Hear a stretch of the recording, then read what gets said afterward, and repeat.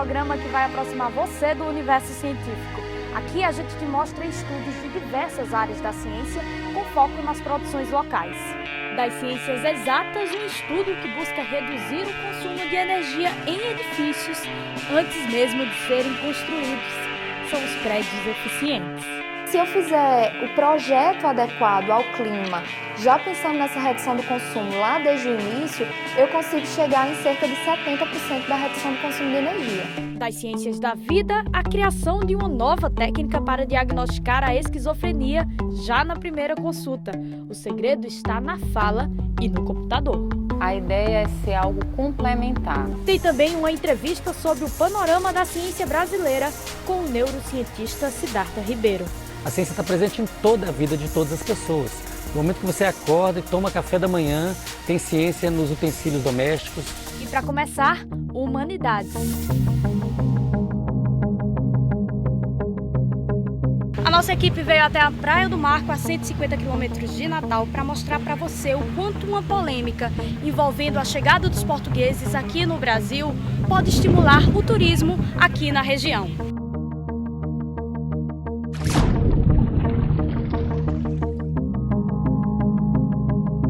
Estamos no distrito de Acauã, município de Pedra Grande, bem próximo à conhecida Curva do Continente.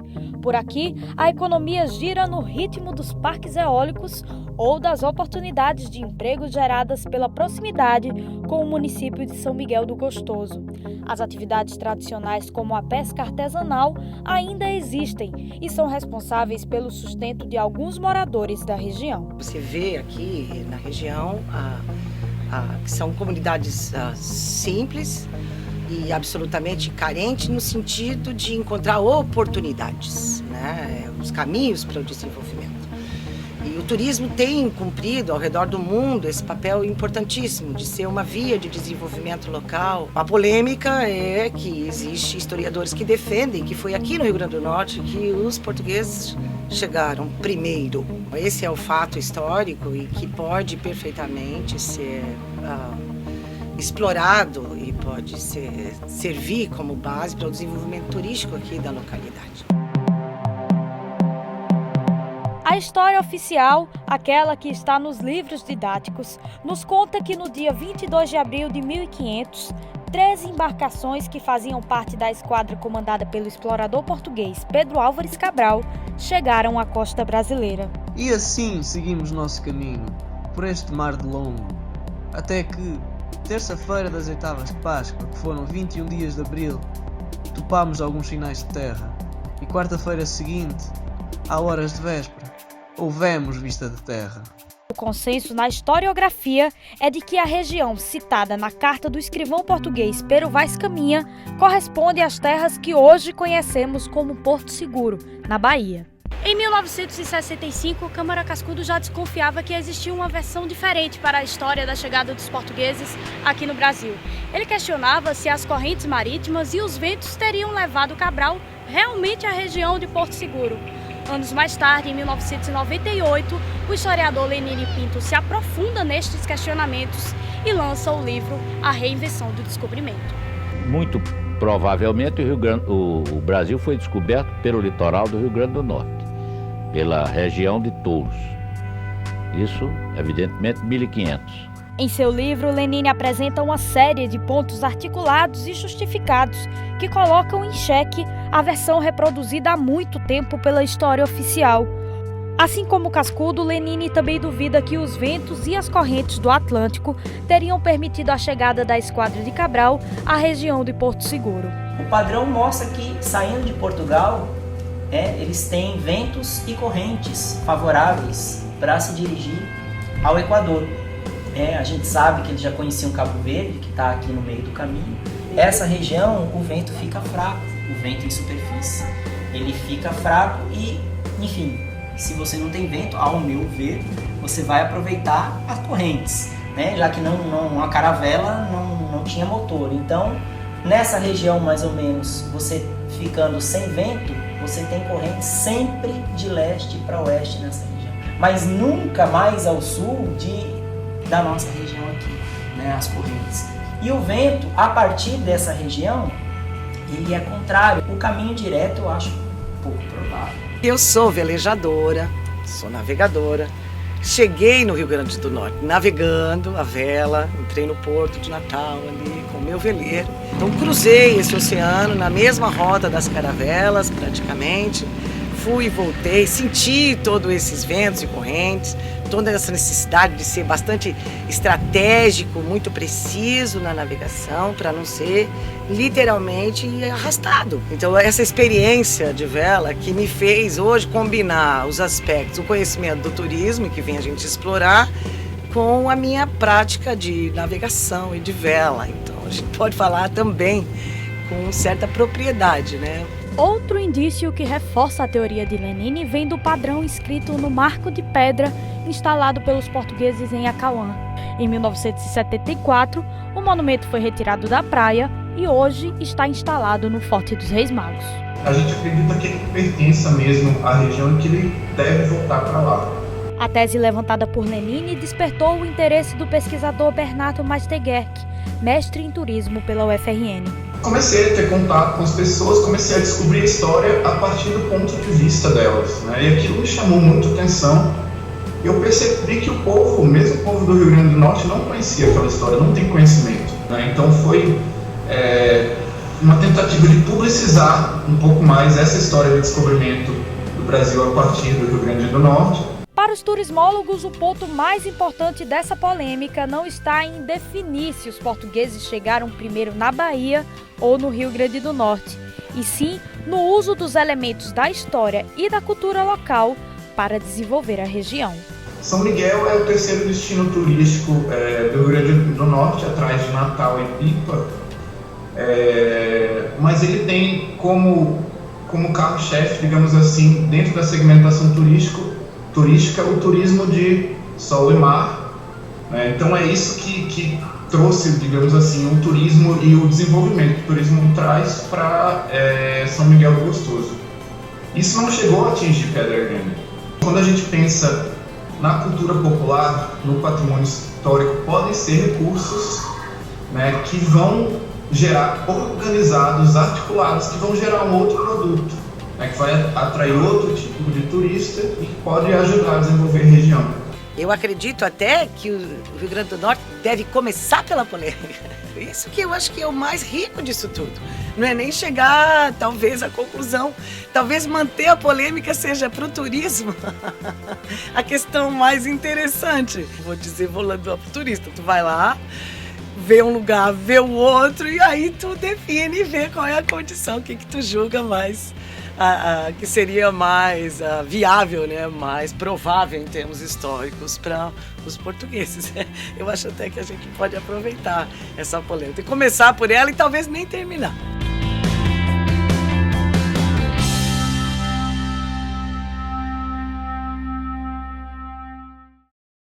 Das areias da Praia do Marco, a nossa equipe segue para o campus central da UFRN.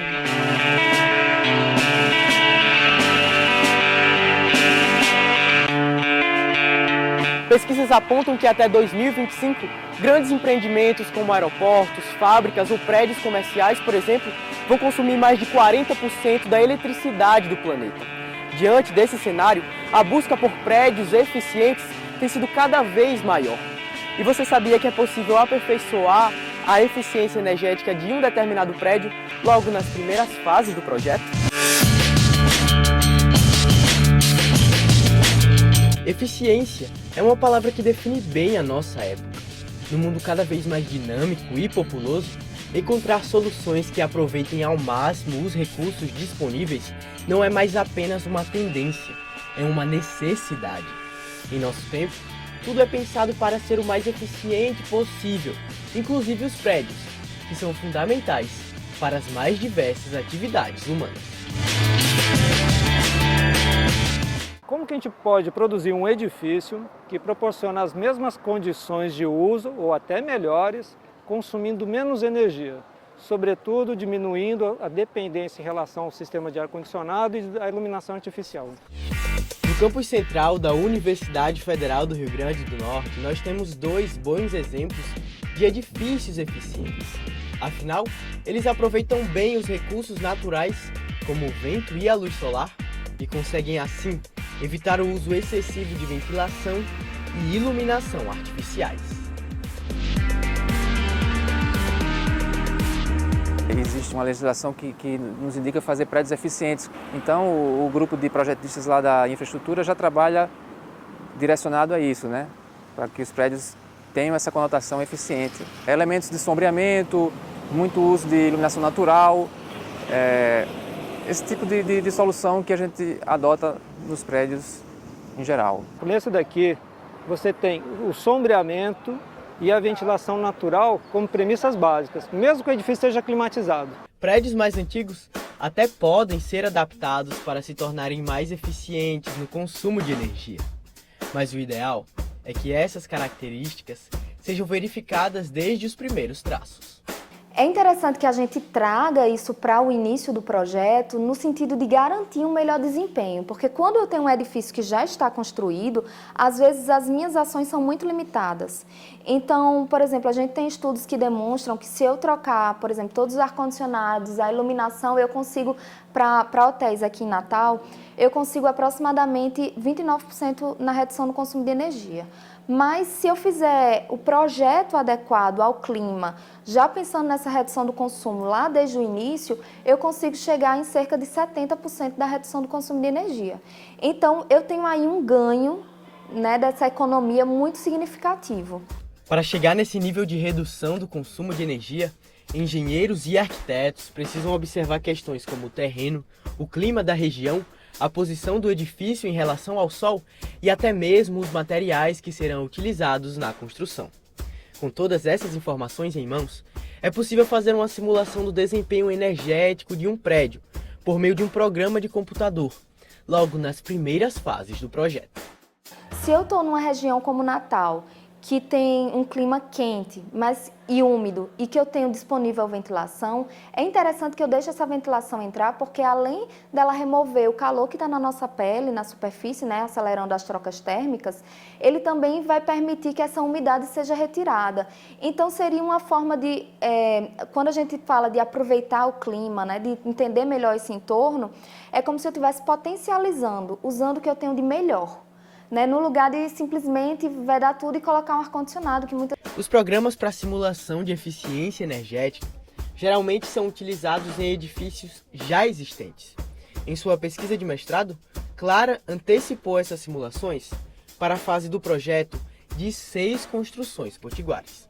O meu trabalho, ele tentou pensar um pouco sobre como os arquitetos podem incorporar durante o seu processo projetual, desde o início nos primeiros traços, análise de desempenho ambiental, que está relacionada, na verdade, ao consumo de energia, à temperatura do ambiente, então seria um pouco relacionado a estar confortável ou não. Hoje a gente tem a etiqueta de eficiência energética, né, PBE Edifica, que é aquela mesma que tem para geladeira, para ar-condicionado, que diz A, B, C, D e E, que ela também existe para edifícios desde 2009.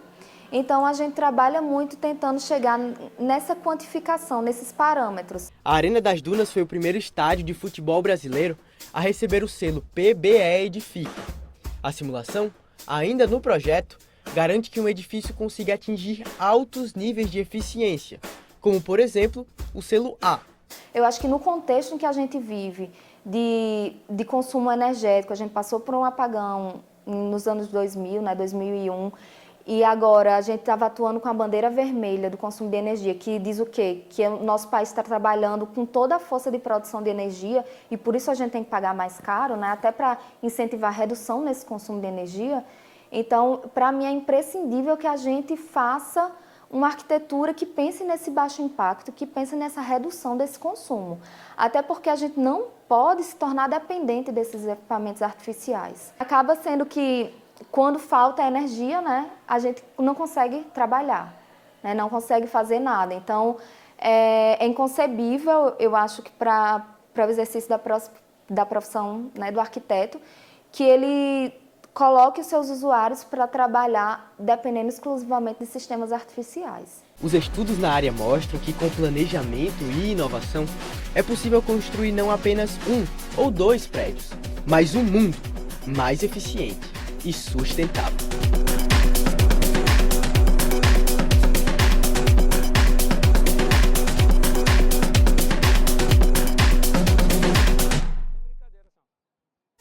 depois do intervalo, a gente te mostra a técnica desenvolvida por pesquisadores do Instituto do Cérebro da UFRN e da Universidade Federal de Pernambuco, que irá auxiliar o diagnóstico da esquizofrenia.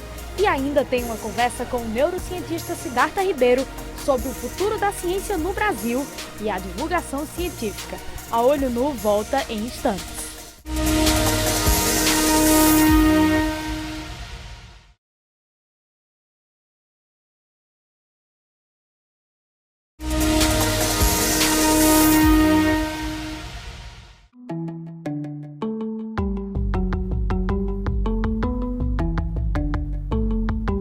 A esquizofrenia é um distúrbio que afeta 1 a cada 100 pessoas. Quem sofre com esse problema costuma apresentar um comportamento social fora do comum, muitas vezes com pensamentos pouco claros e uma forma confusa de falar. Mas você sabia que um novo estudo pretende tornar mais fácil o diagnóstico e o tratamento desse problema através da fala? O tema é um tabu. A esquizofrenia é uma doença que ainda é vista com rejeição e preconceito. Há quem pense, por exemplo, que todo indivíduo esquizofrênico apresenta um comportamento violento. Essa falta de informação dificulta o tratamento e pode interferir na relação dos familiares com o portador da doença. Muitas vezes as pessoas pensam na esquizofrenia como se fosse delírios e alucinações. Esses sintomas normalmente vêm em salvas, vêm em crises. Você tem um período que você tem esses sintomas mais exacerbados e outros períodos mais de calmaria. Eles são bastante perigosos e causam muita estranheza. No entanto, aqueles sintomas de desconforto em situações sociais, dificuldade de voltar a acompanhar um raciocínio, acompanhar atividades que ele fazia no dia a dia, isso vai trazendo marcas para o sujeito que vai dificultando a convivência até mesmo com seus familiares. De modo geral, a esquizofrenia não apresenta mudanças aparentes na anatomia do indivíduo. Ou seja, não existe, por exemplo, uma mudança física no cérebro de quem é portador da doença. Sendo assim, exames de imagem não são capazes de identificar o transtorno. O diagnóstico da doença é uma tarefa exclusiva do psiquiatra e depende da interpretação de sinais durante a consulta, pelo menos por enquanto. A gente sabe que o que está envolvido fisicamente, biologicamente, para que ocorra o movimento de um dedo, de uma mão, tem mais ou menos uma trajetória bastante conhecida. Mas para comportamentos complexos, que tem a ver com como que a gente pensa, ou como que organiza o pensamento, tem muitos desafios. Para desenvolver a técnica, os pesquisadores entrevistaram 42 pessoas, pedindo a cada uma delas relatos sobre diferentes acontecimentos. Todas essas entrevistas foram gravadas, transcritas para um computador e analisadas por um programa, também no computador, já desenvolvido por eles em estudos anteriores. O sujeito, quando vai relatar alguma coisa para alguém, que pode ser o psiquiatra, por exemplo, ele fala de uma maneira a fazer uma sequência aberrante de eventos e dá aí uma sequência diferente de palavras utilizadas. Então a gente pega cada palavra que o sujeito relata em resposta a uma pergunta e representa essa palavra como um nó, e a sequência das palavras é representada por setas, que a gente chama de arestas. Então a pessoa relata, por exemplo, um sonho. Eu sonhei que estava com a minha avó. Daí ela faz uma sequência linear, que ela não repetiu nenhuma palavra. Mas se ela repetir a palavra avó, e minha avó, aí ele já liga com minha, que ele já tinha falado, e avó de novo. Então ele fecha esse loop e já faz uma aresta paralela, e daí continua o relato com níveis de complexidade diferentes. Um discurso menos conectado e uma forma confusa de falar são indicativos de que aquela pessoa pode ter esquizofrenia. A nova técnica poderá ser usada como exame complementar e vai permitir que, em alguns casos, os psiquiatras identifiquem a doença já na primeira consulta.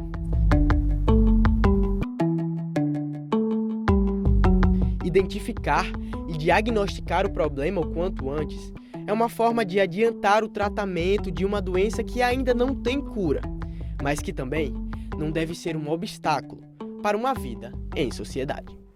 As 3 matérias que nós exibimos nesta edição, apesar de serem diferentes, possuem algo em comum. É que todas elas são fruto do trabalho de pesquisadores aqui no estado. E é para falar um pouco sobre como a ciência está presente no dia a dia das pessoas e como é importante o financiamento de pesquisas científicas que eu converso agora com Siddhartha Ribeiro, que é neurocientista, diretor do Instituto do Cérebro e representante da diretoria da SBPC, a Sociedade Brasileira para o Progresso da Ciência. Muito obrigada, Siddhartha Ribeiro, por ter aceitado o nosso convite. Um prazer. Antes da gente falar um pouco sobre divulgação científica e sobre financiamento também das pesquisas científicas, eu queria entender como é que as pessoas podem perceber a ciência na rotina delas. Hoje em dia que a gente está se organizando para lutar pela ciência brasileira, muitas pessoas não se sentem parte dessa luta porque não são cientistas. E os cientistas são uma fração pequena da população. No entanto, a ciência está presente em toda a vida de todas as pessoas. Do momento que você acorda e toma café da manhã, tem ciência nos utensílios domésticos, você pega o seu carro, vai para casa trabalhar, quando você vai assistir um filme no Netflix, tudo que as pessoas fazem tem muita ciência. Agora, o que as pessoas têm que decidir é se essa ciência vai ser feita nesse país, nesse estado, nessa cidade, ou se vai ser feita em um lugar muito distante e nós vamos pagar sempre muito mais caro por isso. A gente sempre tem a impressão, professor Siddhartha, de que as pessoas acham que ciência e que pesquisa está sempre nos laboratórios, né? Existe até uma visão estereotipada de que o cientista, o pesquisador, ele está sempre lá no laboratório, está sempre internamente, mas não, a gente consegue ver cientistas também de outras áreas. As ciências humanas, as ciências biomédicas e as ciências exatas são todas ciências. São conhecimento humano baseado em rigor, em observação, em quantificação, em empirismo e que dialogam. E essas ciências precisam estar unidas nesse momento em que todo o investimento estatal em ciência e tecnologia está ameaçado. Só enxergando onde a ciência existe, que a gente consegue mobilizar as pessoas para participarem das lutas. A gente vive um cenário de certo contingenciamento. Como é que você, enquanto neurocientista, enquanto pesquisador, enquanto representante da SBPC, avalia o nosso cenário científico? É um cenário catastrófico, um cenário gravíssimo. Eu costumo dizer que é como se nós estivéssemos sob ocupação estrangeira, porque apenas uma ocupação estrangeira desmantelaria dessa maneira um sistema instalado, em expansão e com frutos recentes muito importantes. A ciência brasileira é uma ciência, se não é o pelotão de frente da ciência, é certamente uma ciência em desenvolvimento, uma ciência que cresce, ocupa espaços e não pode ser submetida à privação de recursos que está acontecendo agora. Quais são os impactos, assim, na prática, para que todo mundo entenda, dessa privação? Corte de bolsas, corte de projetos, não pagamento de projetos, pagamento de pequenas frações de projetos, que equivale a dizer não pagar o projeto, e com isso interrupção de várias linhas de pesquisa em andamento, interrupção da formação dos mestrados, dos doutorados, dos pós-doutorados no Brasil e evasão de cérebros, perda de capital humano, desmantelamento de instituições. Como é que a gente entende isso na prática? Porque a gente sabe que algumas tecnologias, algumas pesquisas já foram desenvolvidas, já estão aplicadas, já estão no dia a dia das pessoas. Mas isso a longo prazo, o que é que pode causar? No longo prazo, o que está em jogo é a soberania do país. Um país do tamanho do Brasil não tem opção, ou ele vai ser colonizado ou ele vai tomar conta de si mesmo. Um país que não gera ciência e tecnologia em casa está destinado a ser colônia, a voltar a ser colônia. Então o que está em jogo agora é o futuro do país. Já se faz ciência há muito tempo aqui no Brasil, mas como é que o senhor avalia o cenário da divulgação científica? A divulgação científica é muito importante para que as pessoas em casa, para que as pessoas que não são cientistas tenham um alto grau de informação científica e de alta qualidade.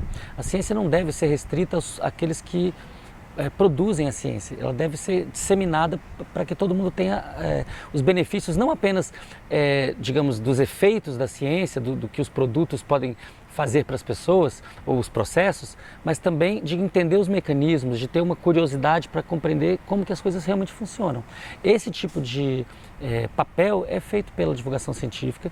Isso é muito importante, sobretudo para as crianças, para os adolescentes que estão na fase de maior plasticidade, de maior curiosidade pelo mundo e que podem se decidir muito cedo pela carreira científica. Perfeito. Eu conversei com Siddhartha Ribeiro, que é neurocientista, pesquisador, diretor aqui do Instituto do Cérebro e representante da SBPC. Muito obrigada pelos seus esclarecimentos, Siddhartha, e força aí na luta pelo financiamento da ciência e pela divulgação científica também. Obrigado.